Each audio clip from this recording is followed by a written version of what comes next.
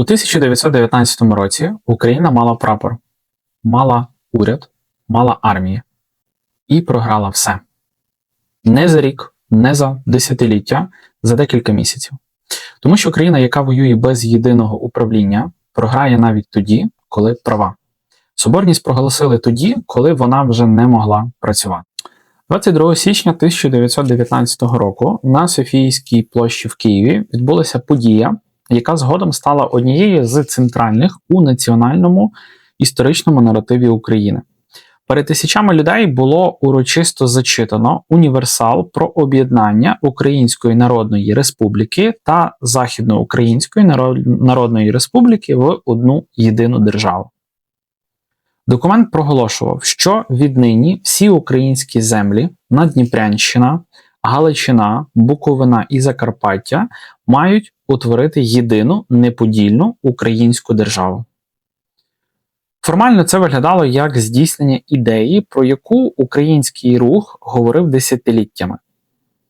Соборність як політична і культурна мрія була проголошена публічно, урочисто і на найвищому рівні. Але між проголошенням і реальністю в історії завжди лежить прірва. І саме ця прірва визначила долю акту Злуки. Варто одразу чітко зафіксувати, 22 січня 1919 року не було створено єдину функціональну державу. Було проголошено політичний акт, який мав величезне символічне значення, але майже не мав механізмів його реалізації. Це не оцінка з позиції сьогодення, це факт, який підтверджується документами, рішеннями урядів і подіями, що відбулися вже буквально за кілька тижнів після проголошення акту Злуки. Акт Злуки був результатом переговорів між двома державними утвореннями, які виникли в різних історичних умовах і перебували в принципово різному стані на момент їхнього, власне, об'єднання.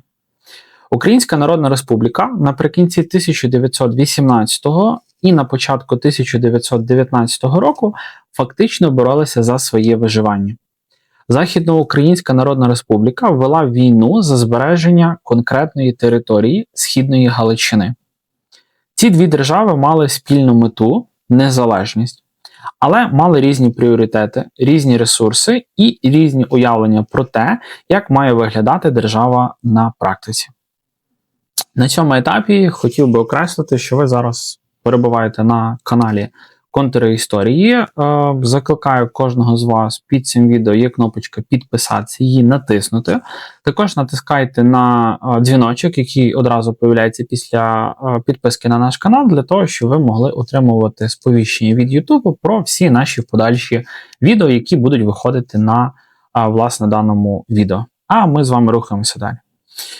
Сам текст акту Злуки не передбачав негайного злиття державних структур, він не визначав, як саме має відбутися об'єднання армій, не встановлював єдність системи управління і не створював спільного бюджету чи єдиного командування, що особливо критично було важливо в тій історичній реальності, в якій перебували УНР і ЗУНР, оскільки що з західного боку для ЗУНР, що з східного для УНР, наступали вороги, які і так далі. Ми це все далі протягом цього відео будемо з вами спілкуватися і розбиратися.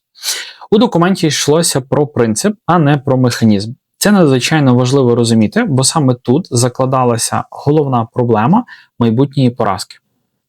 Формально Західноукраїнська Народна Республіка після 22 січня 1919 року отримала назву Західна область Української Народної Республіки. Але фактично вона зберегла власний уряд, власні міністерства і свою власну армію. Євген Петрушевич залишився диктатором ЗУНР. Державний секретаріат у Станиславі продовжував працювати автономно. Українська Галицька армія не підпорядковувалися безпосередньо командуванню армії УНР.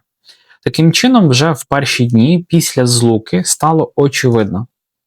Об'єднання відбулося на рівні декларацій, а не на рівні управління. Це не було випадковістю або чиєюсь злою волею. Це було прямим наслідком того, в яких умовах виникли обидві держави. Українська Народна Республіка народилася в умовах революційного хаосу Російської імперії, соціальних потрясінь, селянських повстань і війни на декількох фронтах. Західноукраїнська Народна Республіка на уламках Австро-Угорської імперії з її бюрократичною традицією, правовою культурою і кадровим резервом. Це були дві абсолютно різні історичні траєкторії, які намагалися зійтися, власне, в один момент і об'єднатися.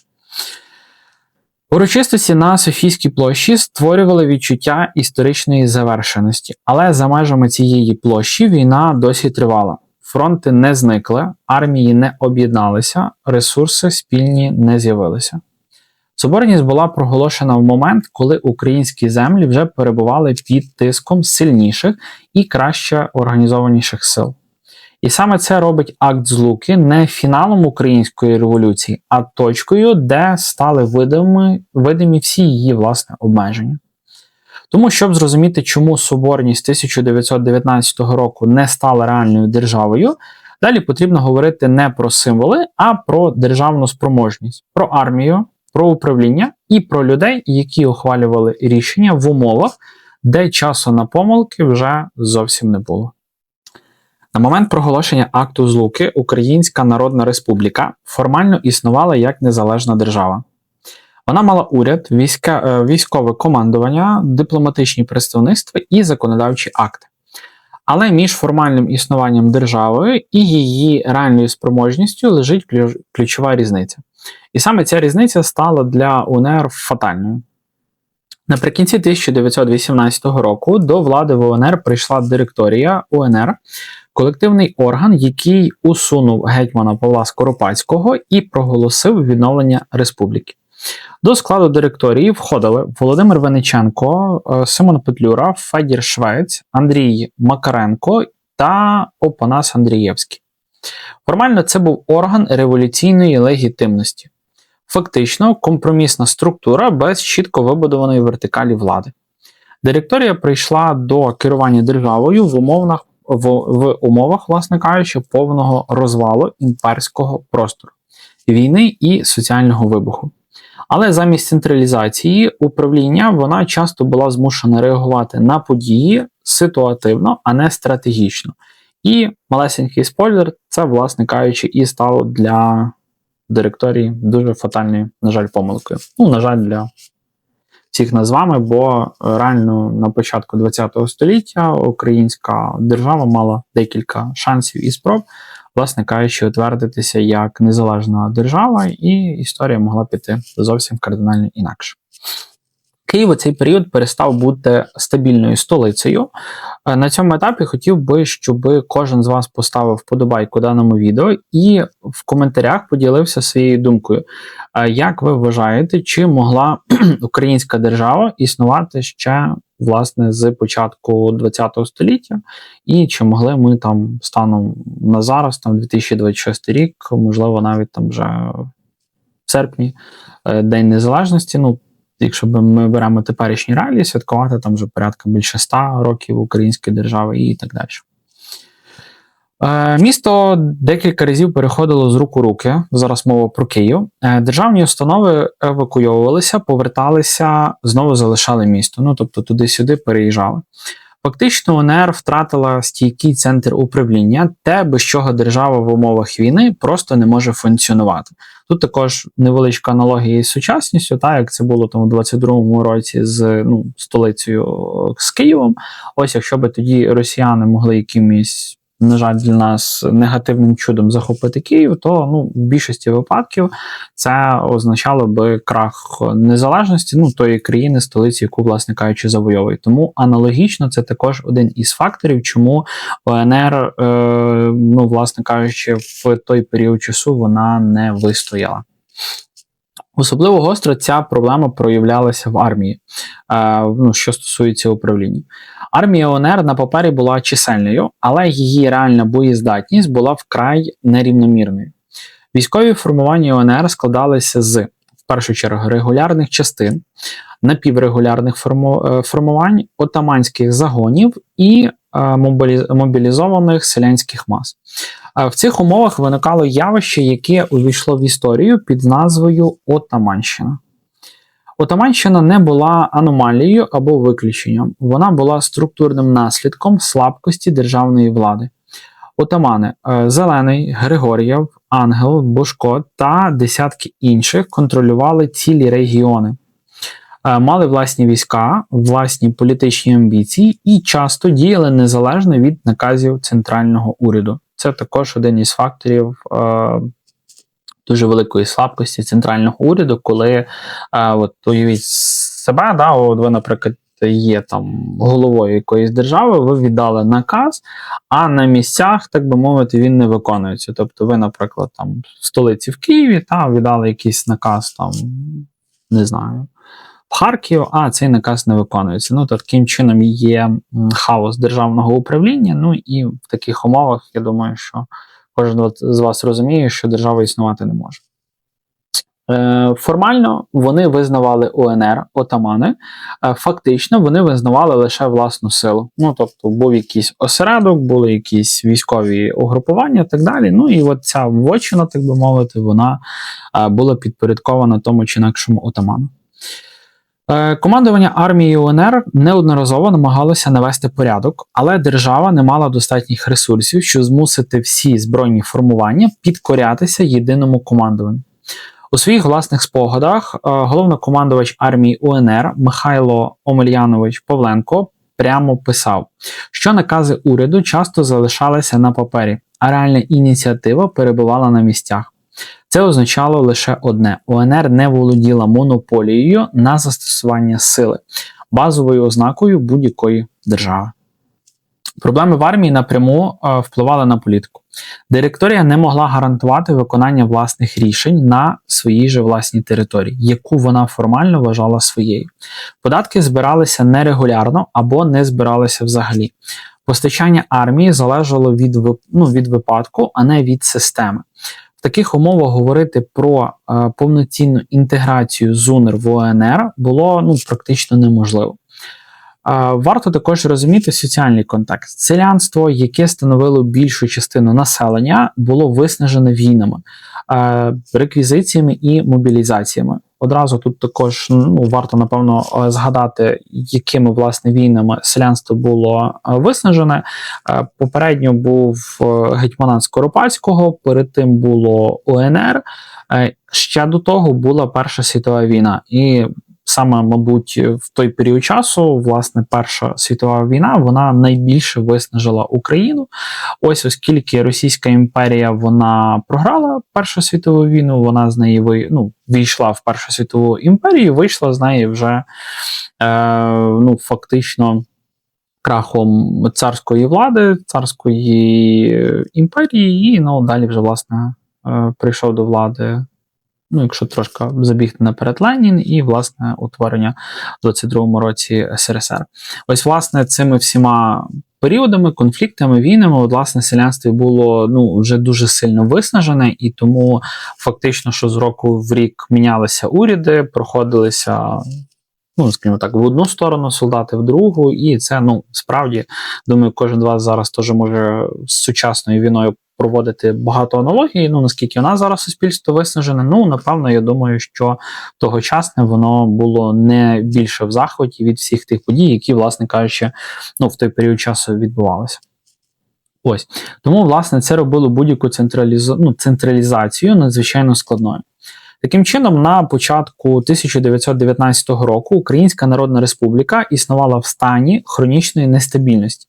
Вона мала політичну легітимність, ідею державності, підтримку частини населення, але в ту ж саму чергу вона не мала стабільного центрального управління, критично важливого, контрольованої армії і ефективної адміністрації. Це була держава, яка намагалася будувати інституції вже під час війни, а не, власне кажучи, до війни.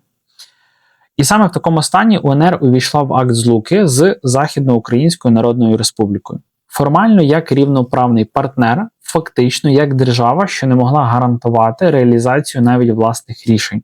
Не те, що брати на себе відповідальність ще додатково за ЗУНР. Це не був моральний провал, це був структурний обмежувач, який визначив подальший хід подій.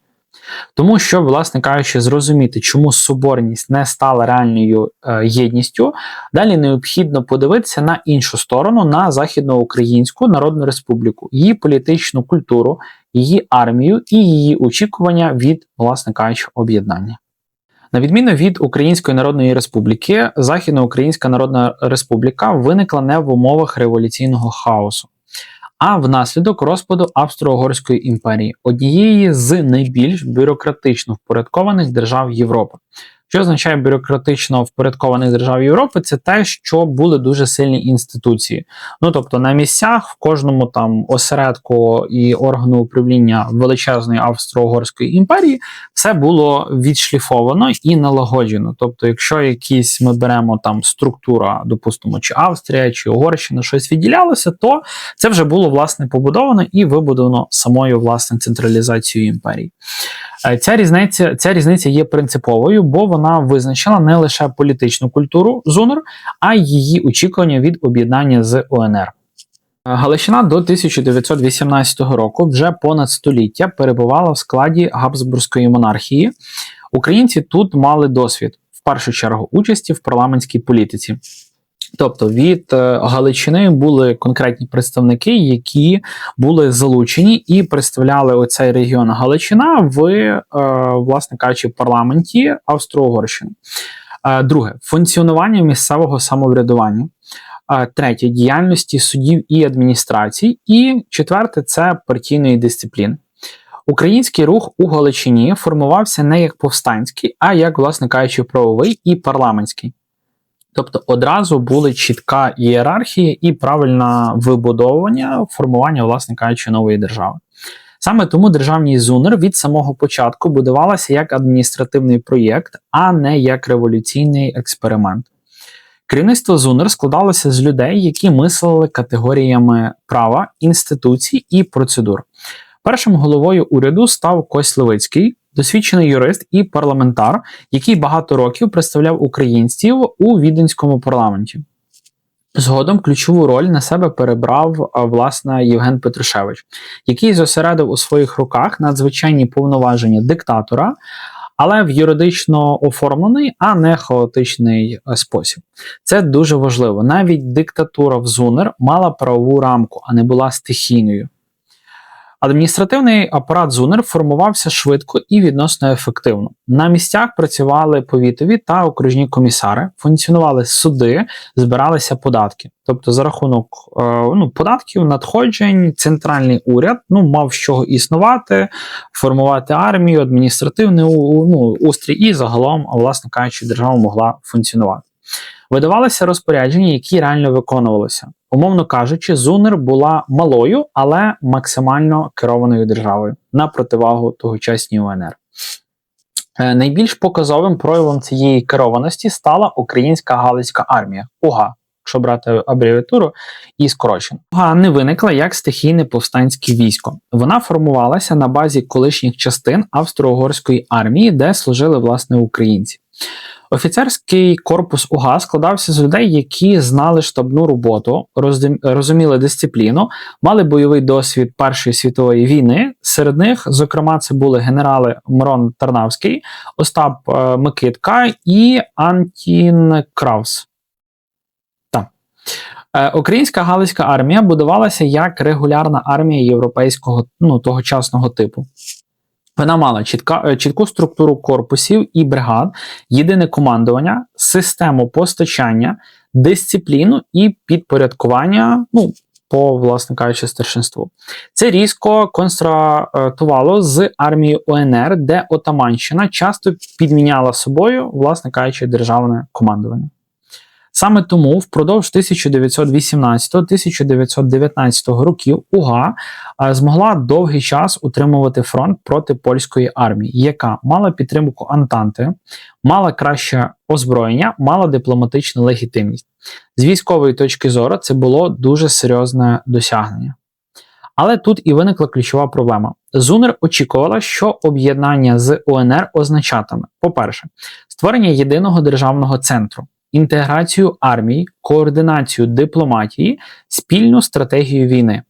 Натомість вона зіткнулася з державою, яка, по-перше, не контролювала повністю власну територію, не мала стабільного центру управління, не могла гарантувати виконання будь-яких рішень. Це породило глибоке розчарування галицької еліти. Для галичан УНР виглядала не як партнер, а як нестабільний союзник, який сам перебуває на межі розпаду. Це не означає, що вони не хотіли соборності, вони її точно хотіли, але вони очікували державної якості, а отримували, власне кажучи, революційний хаос. Саме тому після акту злуки ЗУНР фактично зберігала автономію. Галицький уряд не розчинився в структурах УНР, командування ОГА не було інтегроване в Генштаб УНР. Ключові рішення продовжували ухвалюватися окремо. Це був не саботаж, це була спроба вижити, зберігши власну керованість у некерованому просторі. Таким чином, до літа 1919 року склалася парадоксальна ситуація. Формально єдина держава, єдиний прапор, єдина декларація. Фактично, дві політичні культури, дві системи управління, дві зовсім розрізані армії і дві зовсім так само окремі логіки війни. Цей розрив не можна було подавити гаслами. І саме в цей момент війна почала диктувати умови. Поразка ЗУНР у війні з Польщею, відступ української галицької армії за річку Збруч і спроба реального об'єднання з армією УНР стали точкою, де всі ці відмінності перестали бути теоретичними. Вони стали питанням життя і смерті. Саме про цей момент, про літо 1919 року, про відступ ОГА і про крах ілюзій соборності ми поспілкуємося у наступному блоці, власне, у наступній частині даного відео. Весна і літо 1919 року стали для Західноукраїнської Народної Республіки періодом стрімкого військового виснаження. Попри високу організованість і дисципліну, українська галицька армія поступово втрачала стратегічну ініціативу у війні з Польщею.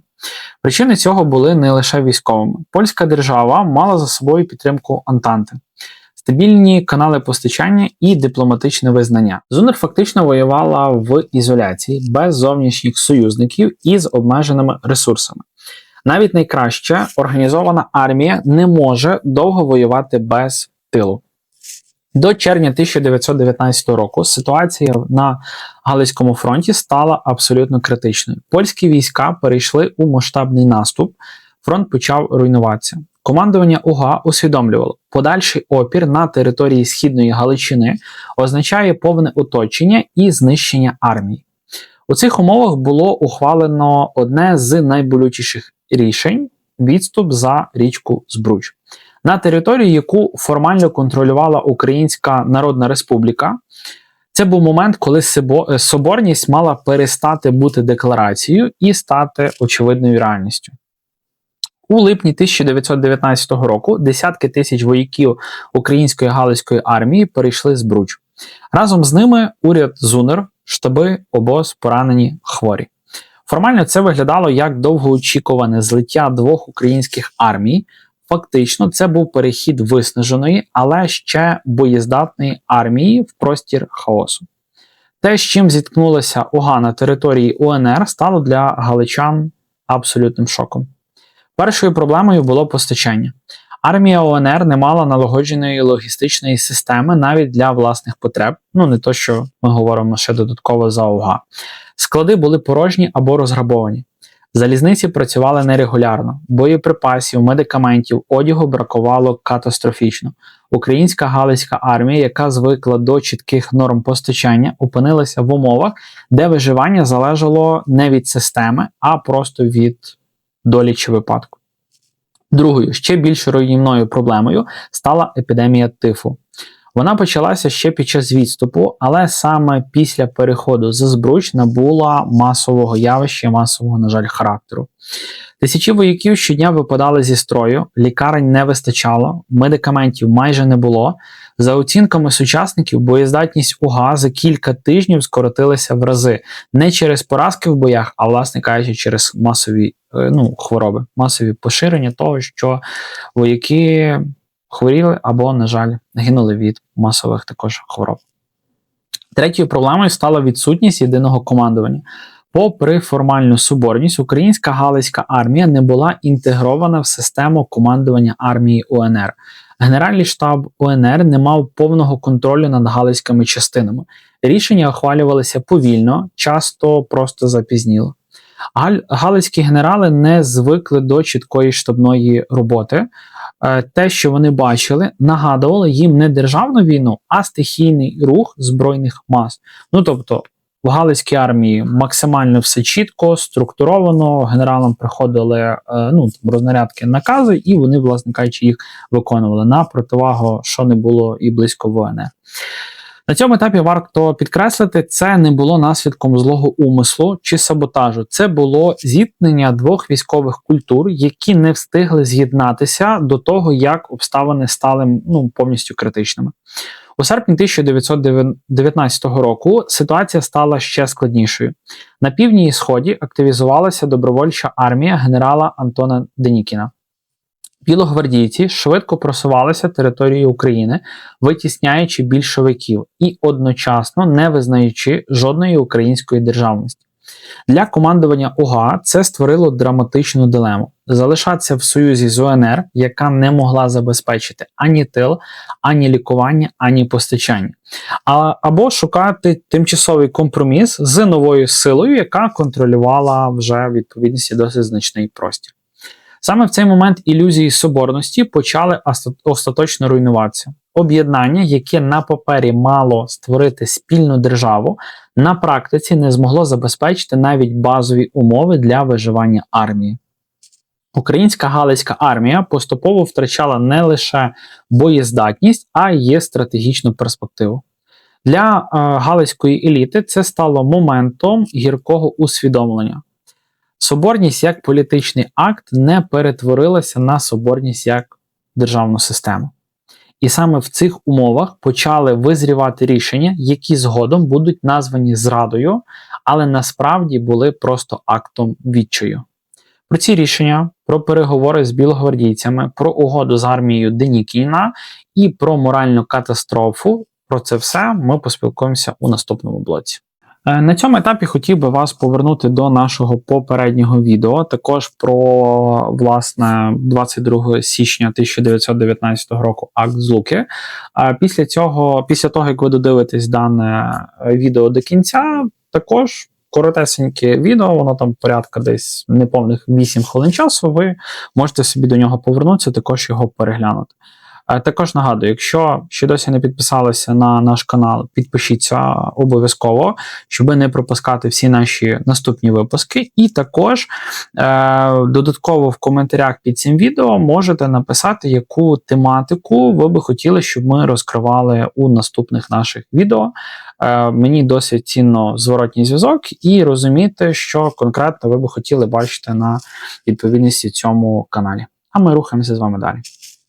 Наприкінці літа 1919 року українська Галицька армія опинилася в ситуації, яку важко переоцінити за масштабом трагізму.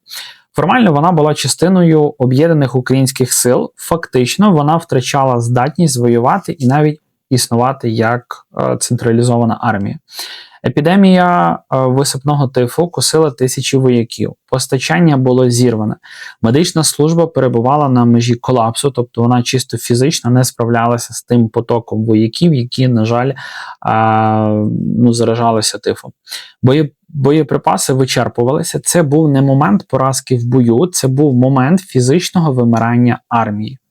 У той самий час на півдні та сході України стрімко просувалася добровольча армія генерала Антона Денікіна. Білогвардійські війська витісняли більшовиків і встановлювали контроль над ключовими містами, залізничними вузлами та шляхами постачання. Можливо, буде така хвилинка військового огляду, я далеко до нього не належу, але загалом. При будь-яких військових діях ключові речі – це є шляхи постачання. Це, зокрема, якщо ми беремо та й зараз, та й раніше, це залізничні вузли, це шляхи постачання, тобто дороги, траси, шосе, і так далі, і так далі. Ось, бо якщо ворог вам перекриває постачання, то ви досить тривалий період часу ви вже не провоюєте, тому це є максимально важливо і власне кажучи, воно зло, на жаль, злий жарт зіграло з, власне кажучи, УНР та ЗУНР. Для командування УГА це означало лише одне. Якщо нічого не зміниться, армія просто загине між декількома фронтами, без тилу, без союзників і без, на жаль, будь-яких перспектив. Позиція добровольчої армії щодо української державності була відверто ворожою. Денікін не визнавав ні УНР, ні ЗУНР. Для нього Україна була частиною єдиної і неподільної Росії. Це добре знали і в Києві, і в Галицькому командуванні. Саме тому переговори з білогвардійцями здавалися ще кілька місяців тому просто неможливими. Але війна рідко залишає простір для ідеальних рішень. Командування Галицької української армії на чолі з генералом Мироном Тарнавським опинилося перед жорсткою дилемою. Або залишатися в союзі з УНР, але не могла забезпечити лікування, постачання і тил, або шукати тимчасове перемир'я з силою, яка контролює простір і ресурси. Це був не політичний вибір, це був вибір між негайною загибеллю і шансом на виживання. У серпні 1919 року почалися контакти між представниками УГА та командуванням добровольчої армії Денікіна. Результатом стало укладення так званої угоди про нейтралітет і співпрацю. За цією угодою українська Галицька армія виходила з активних бойових дій проти білогвардійців, отримувала можливість лікування, постачання і переформування. Формально не зобов'язувалася воювати проти УНР, але фактично опинялася поза її контролем. Це рішення стало шоком для керівництва УНР. У Києві угоду з Денікіним сприйняли як зраду соборності. Реакція була різкою. Політичні звинувачення швидко витіснили спроби зрозуміти ситуацію, в якій опинилася УГА. Але варто поставити просте, риторичне, навіть іронічне питання. Який реальний вибір мав Тарнавський і його штаб? Армія без медикаментів, без набоїв, без харчів – це вже не армія. Це маса людей, приречена просто на вірну смерть.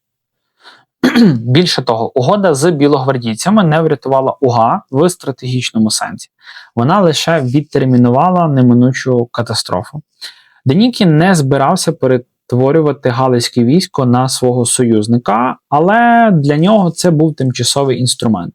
Як тільки ситуація змінилася, галицькі частини були фактично нейтралізовані. У підсумку українська Галицька армія втратила боєздатність не в бою, а в пастці між чужими інтересами.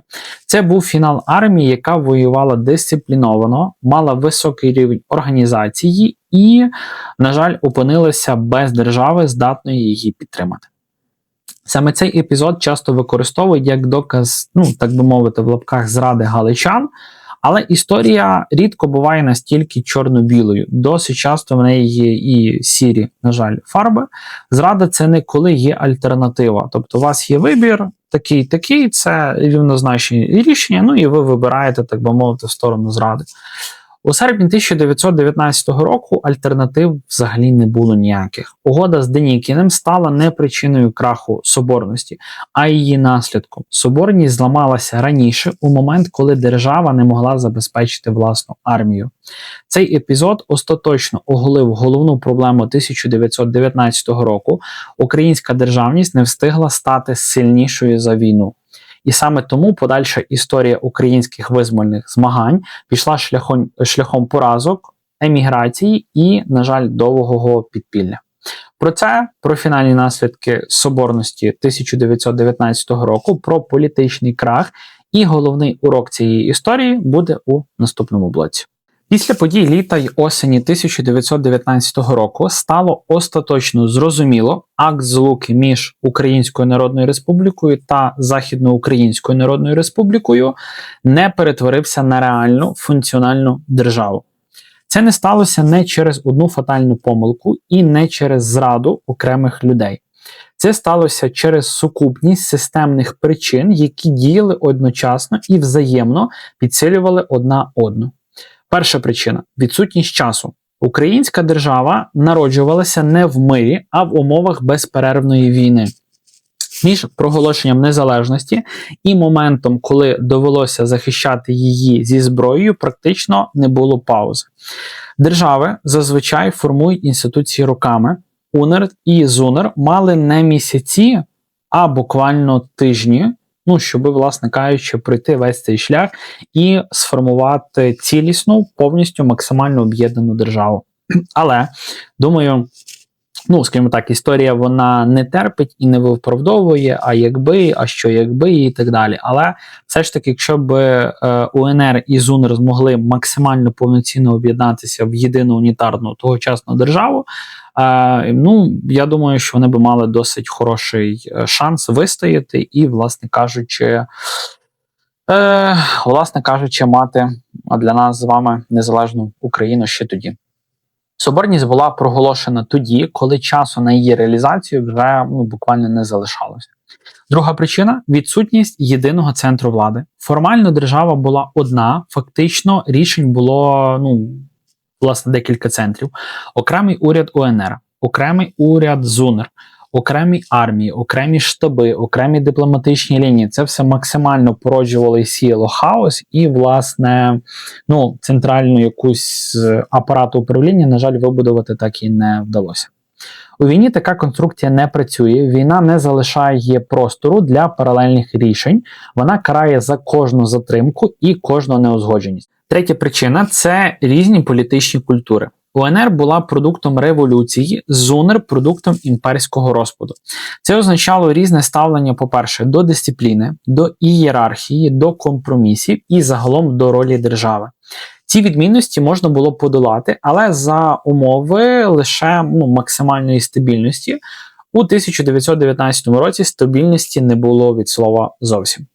Четверта причина – війна на декількох фронтах. Україна одночасно воювала проти більшовиків, проти білогвардійців і проти Польщі.